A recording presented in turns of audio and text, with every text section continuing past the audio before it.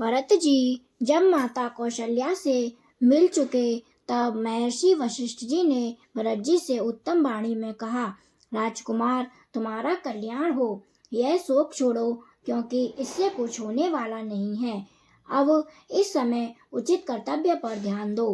राजा दशरथ के शव को दाह संस्कार के लिए ले चलने का उचित प्रबंध करो। वशिष्ठ जी का वचन सुनकर भरत जी ने पृथ्वी पर सर रखकर उन्हें प्रणाम किया और मंत्रियों द्वारा पिताजी के अंतिम संस्कार का प्रबंध करवाया। राजा दशरथ का शव तेल की कढ़ाई से निकालकर भूमि पर रखा गया। अधिक समय तक तेल में पड़े रहने से उनका मुख कुछ पीला हो गया था। उसके बाद मृत राजा दशरथ को दो पहुंचकर नाना प्रकार के रत्न से विभूषित उत्तम विमान पर सुलाकर उनके पुत्र भरत अत्यंत दुखी हो विलाप करने लगे। विलाप करते हुए भरत जी से महामुनि वशिष्ठ ने फिर कहा, भरत, इन महाराज के लिए जो कुछ भी कर्म करने हैं उन्हें बिना विचारे शांत चित्त होकर करो। तब बहुत अच्छा कहकर भरत जी ने वशिष्ठ जी की आज्ञा सुधार्य की। उसके बाद महाराज दशरथ के प्राणहीन शरीर को पालकी में बिठाकर उन्हें शमशान भूमि को ले चले। उस समय आंसुओं से उनका गला रुंध गया था और मन ही मन उन्हें बड़ा दुख हो रहा था। शमशान भूमि में पहुंचकर चिता तैयार की जाने लगी।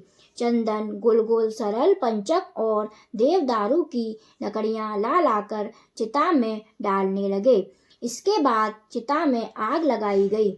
उसके बाद राजा दशरथ की कौशल्या आदि रानियां रक्षकों से घिरी हुई तथा रथों पर सवार होकर नगर से निकलीं और शमशान भूमि में आकर राजा दशरथ के शव की परिक्रमा करने लगीं।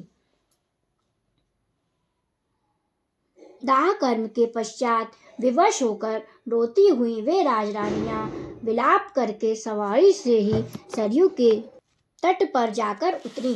भरत जी के साथ रानियों, मंत्रियों और पुरोहितों ने भी राजा के लिए जलांजलि दी। फिर सब नेत्रों में आंसू बहाते हुए नगर में आए और 10 दिनों तक भूमि शयन करते हुए उन्होंने बड़े दुख से अपना समय व्यतीत किया।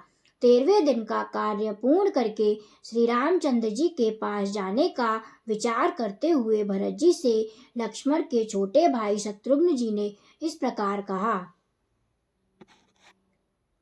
भैया, जो दुख के समय अपने आत्मीय जनों के लिए तो बात ही क्या है, समस्त प्राणियों को भी सराह देने वाले थे, वे श्री राम एक स्त्री के कारण वन में भेज दिए गए। यह कितने खेद की बात है। लक्ष्मण के छोटे भाई शत्रुघ्न जी जब इस प्रकार रोष में भरकर बोल रहे थे, उसी समय मंत्रा समस्त आभूषणों से विभूषित होकर राजमहल के द्वार पर आकर खड़ी हो गई। वही सारी बुराइयों की जड़ थी, वही श्री राम के वनवास का मूल कारण थी। उस पर दृष्टि पड़ते ही शत्रुघ्न का दुख और बढ़ गया और उन्होंने अपना कर्तव्य निश्चित किया और अंतपुर में रहने वाले सब लोगों को सुनाकर इस प्रकार कहा, इस पापिनी ने मेरे भाइयों तथा पिता को दुख पहुंचाया है। अपने उस क्रूर कर्म का वैसा ही फल यह भी भोगे। ऐसा कहकर शत्रुघ्न जी ने मंथरा को तुरंत ही बलपूर्वक पकड़ लिया। शत्रुघ्न रोष में भरकर मंथरा को जमीन पर घसीटने लगे। उस समय वह जोर जोर से चीत्कार कर रही थी। बलवान शत्रुघ्न जी रोषपूर्वक मंथरा को जोर से पकड़कर घसीट रहे थे। उसी समय उसे छुड़ाने के लिए कैकेयी उनके पास आई। तब उन्होंने उन्हें धिक्कारते हुए उनके प्रति बड़ी कठोर बातें कहीं। शत्रुघ्न जी के वे कठोर वचन सुनकर कैकेयी को बहुत दुख हुआ और अपने पुत्र की शरण में आई।